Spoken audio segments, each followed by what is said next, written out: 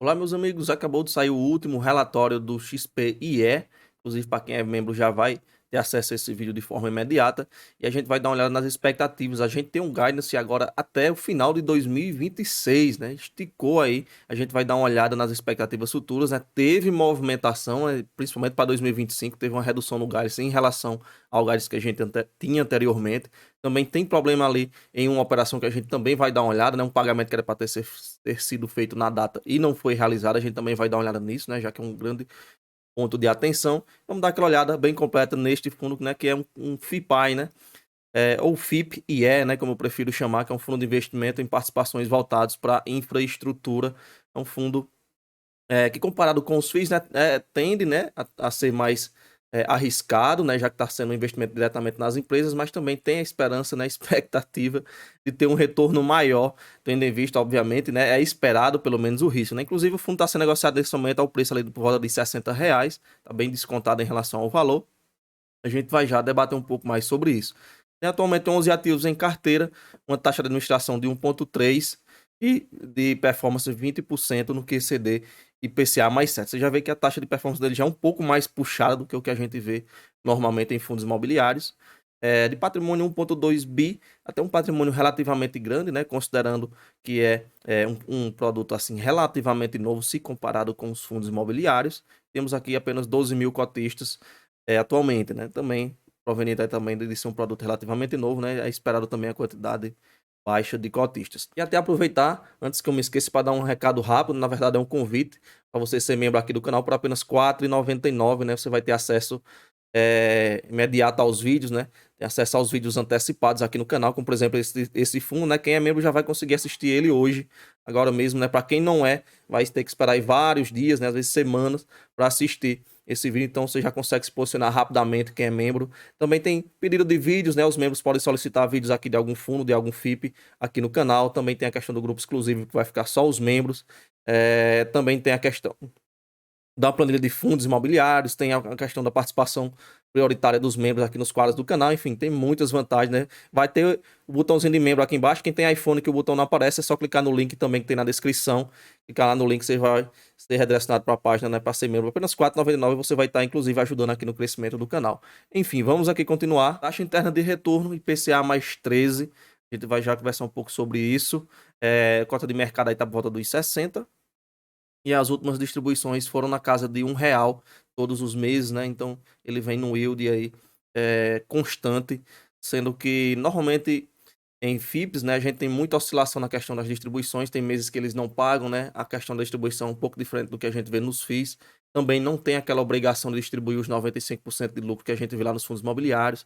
Tem a questão do imposto de renda, que você fazendo ganho de capital nas cotas, você não precisa pagar a DAF, né? Não precisa gerar DAF, não precisa pagar imposto sobre isso, que é diferente dos fundos imobiliários, né? Caso você venda a uma cota com lucro, você tem que deduzir o valor referente ao IR ali em cima. Aqui a gente tem as operações que ele tem em portfólio, né? Tem a operação nova aqui no caso da Águas do Sertão. A gente vai já dar uma olhada nessa operação. Temos algumas concentrações, como é de se esperar nesse tipo de produto, né? Até pela questão, como eu falei, ser relativamente pequeno, né? Assim, relativamente pequeno não, né? Relativamente novo, ok? Aqui você vê aqui 24 de uma operação e 5% em outra operação, que seria tipo a mesma fonte, aqui no caso 30%. Aqui a gente tem questão de variações patrimoniais, inclusive ele teve reavaliação patrimonial e subiu de preço patrimonialmente, a gente vai já olhar sobre isso. E aqui a gente já tem de cara as expectativas até o final de 2026, né? 2024, ele vinha entregando R$ 1 por cota. Em 2025, a expectativa então é que ele mantenha esse R$ 1 por cota por mês. E 2026 também. Então a gente tem uma certa previsibilidade nessa distribuição aí para o próximo. Esse e o próximo ano, né? De R$ 1 por cota. Pegando esse valor que ele está hoje de R$ 60, né? Volta disso, vai dar um yield aí de 1,6, o que é um yield extremamente alto, né? Até porque é esperado também, né? Devido à questão do risco desse fundo ser um pouco maior em relação aos FIIs. E também a cota de mercado está bem abaixo. Aqui a gente tem questão de retorno, considerando a tabelinha de sensibilidade, né? Vai dar IPCA mais 13,5, né, na cota 60. Aqui a gente tem a questão do Gales, né? Ele vai falar que mantendo R$ 1 por cota por mês para 2025 e 2026. Vai falar que teve reavaliação do valor patrimonial. A avaliação subiu mais 6,43. É algo bem positivo por cota, tá? Isso aqui, R$ 6,43 por cota a mais de valor patrimonial. Aqui um pouco da composição, né? Quem subiu, quem caiu. A Apodi aqui caiu um pouco, né? Parnaíba também, ele vai falar que impacta isso, né? Nessa questão de reavaliação, a questão das receitas, né? A questão dos curtailment, né? Que é os cortes de energia ali de forma proposital para manter a questão de oferta e demanda, questão de custos que são avaliados nos empreendimentos, né? As dívidas, o CAPEX, né? CAPEX, no caso aí, os desembolsos que são necessários, né? A questão dos investimentos que são necessários para manutenção. E aqui também tem alguns valores esperados aí para 2025. Ok? Aqui a gente tem questão de atualizações, começando nas operações, temos aqui que ele vai falar novamente a questão do curtailment, desses cortes de energias de forma proposital.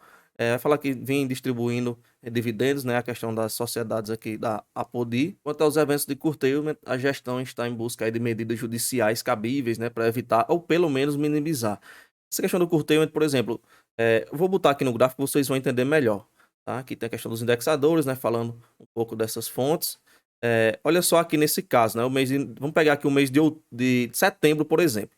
Olha só, o que ela produziu aqui foi 20,8 e o que ele teve de curtailment, né, foi 23,1. Ou seja, nesse caso aqui, o que ficou produzido menos foi só esses 20,8, mas a capacidade geradora dele era os dois, né? Somando aqui, ela poderia ter produzido 43, ou seja, a receita teria sido bem maior, porque seria em cima desses 43, e meio que 23 foi meio que, digamos assim, deixado de produzir, né? Ele deixou de lucrar ali em cima desse valor. Então é um impacto muito grande, né? Nesse mês aqui, que foi perdido, foi maior do que o que foi realizado, né? Inclusive diminui um pouco, né? Agora em novembro. E a gente vai ver que nas outras fontes geradoras também houve essa redução. Olha aqui nas Apodis, né? Assim como as Apodis, a Vila do Acre e Vila 1 e 2, né? A Vila do Acre 1 e 2 teve os eventos de curtailment, né? Ela segue combatendo também agora nas esferas administrativas, né? Operacionais e jurídicas, como é a questão da Apodi, né? Inclusive teve a liminar de proteção a essa ação, né, desses eventos. E também vai falar que teve manutenção de transformadores, né, e que o nível de curtimento deu uma diminuída. Como a gente vê aqui, de 38% caiu para 9% no quarto trimestre. Olha só, nesse caso aqui, ó, aqui tinha 14, que foi que meio que foi perdido no curtimento 5,3, e em novembro deu uma reduzida, né, até que bem considerável, né, aqui de 14,5 o curtimento tinha sido 5,3, nessa aqui de 15 foi para 1,9, então foi menos o impacto, né? Se bem que a realizada ficou nessa ordem dos 14 a 15, né? Parece que o que está sendo produzido acima de 15 meio que vai ter que ir por curteio, né? Meio que vai ser perdido. Algo até semelhante aqui também, ó. Quando chega nos 15, 14, o resto ali meio que a demanda e a oferta já meio que começa a bater em cima disso, o que é excedente disso já começa a ser perdido. Vamos ver nos próximos meses, né? Quanto a essa questão dessa geração, quando tender a subir, mas pelo que parece, né, o limite ali do consumo está sendo nos 15, né, para as duas, né, o que está sendo acima disso aí meio que está entrando no evento de curtimento, até pela, talvez, a produção a mais, né, e tem a tendência de ter maior oferta, né, e aí pelo curtimento está sendo reduzido para manter a questão da demanda em cima do que está sendo produzido, né.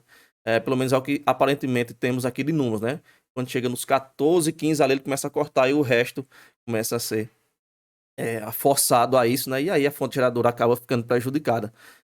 Aqui nos ativos de transmissão, né, a gente tem os níveis, já vimos acompanhando isso aqui de outros relatórios, né? Disponibilidade da margem EBITDA elevados. No caso, o EBITDA digamos que o lucro ainda a ser tirado, é questão de despesas, taxas, manutenção. Então, digamos que é um lucro ali parcial ainda, tá? Mas serve ainda como parâmetro para medir lucro. E está em questão de disputa, né? Isso aqui já vem rodando também no valor de 5,1 milhões de reais, essa disputa judicial. Na verdade, ela estava no âmbito administrativo, né? Ele ganhou no âmbito administrativo, a Arteon-Z, mas agora está na esfera judicial e aí pode demorar um tempo. Ele vai falar também aqui na questão das despesas, né? No caso aí são investimentos, né, para ter uma melhoria, adequação, né, recuperação de áreas degradadas, no caso 3,7 milhões de reais.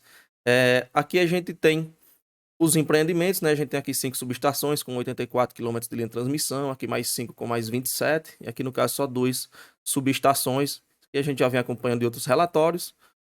Questão de gráficos, né, de produção, a gente não entrou tanto no método dos gráficos dos empreendimentos, que está meio que tranquilo em relação aos meses anteriores, né? Só os casos dos curtailments que a gente viu aqui no caso a caso, tá? Aqui também, né, segue o que já vinha dentro do esperado. Na questão das operações de crédito, né? A questão das debêntures. Ele vai falar aqui Tem 15 milhões em debêntures conversíveis da Coremas Holding 1 e 2, né? A gente já tinha visto isso aqui. No caso, são 5 sociedades de propósito específico, né? Com painéis solares com capacidade de operação de 156 megawatts pico. Também aqui outra debênture emitida, no caso, essa daqui pela F3CI, não teve o pagamento, né? Isso aqui está em atraso. A gente não tem informação subsequente se foi feito esse pagamento depois, mas aqui a gente já tem um ponto de interessante, né? Essas debêntures era para ter sido pagas em dezembro e até então os juros, né, que era para ter pago naquela data, não foi realizado até então. E aí a gestão está buscando as medidas cabíveis, né, para rever esse crédito. Aqui a gente tem alguns dados, né, da Coremas e da F3CI, né, que está aqui com um alerta, né, no caso tem as garantias aqui de alienação fiduciária das ações e a certidão fiduciária dos recebíveis. Então a gente vai ter que aguardar para ver o andar dessa situação. Inclusive, ela que tem uma taxa menor, né, em relação à outra, né? A outra IPCA mais 12, essa aqui é uma taxa até mais baixa que a outra. Aqui nas operações ainda de crédito, falando ainda sobre as debêntures, ele vai falar aqui da Alísio, né? Desse empreendimento aqui, que no caso é voltado para transporte, né? No caso, teve 5,1 milhões de reais de receitas adicionais, né? Proveniente aí de outros clientes. No caso, também vai falar da aquisição de 35 milhões da debênture da Conasa.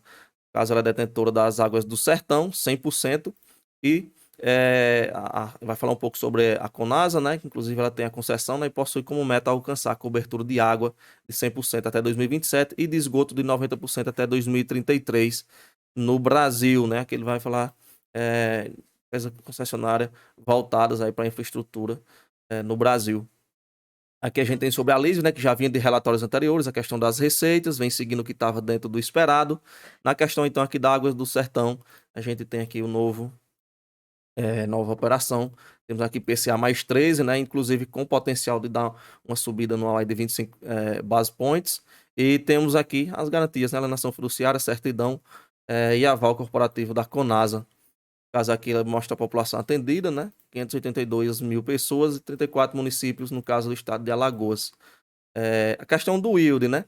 Das distribuições. Ele passou aí 2024 distribuindo R$ 1 por cota durante todo o ano. E a expectativa para 25 e 26 é dele manter esse R$ 1 por cota, como a gente viu, daquele yield bem alto, né? 1,66.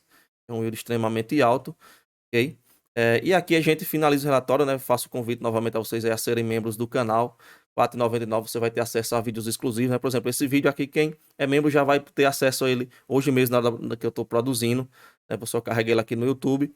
E quem não é membro, né, só vai ver ele depois, posteriormente, né? Então, os membros têm essa vantagem. Também tem o pedido de vídeos aqui que podem ser feitos por membros. Tem o grupo Telegram exclusivo. Tem a planilha de fundos imobiliários. Tem a participação nos quadros do canal de forma prioritária. Okay? Tem muitos benefícios aí para quem é membro. R$ 4,99 apenas e você vai estar ajudando aqui no fortalecimento do canal. A gente se vê no próximo vídeo e valeu!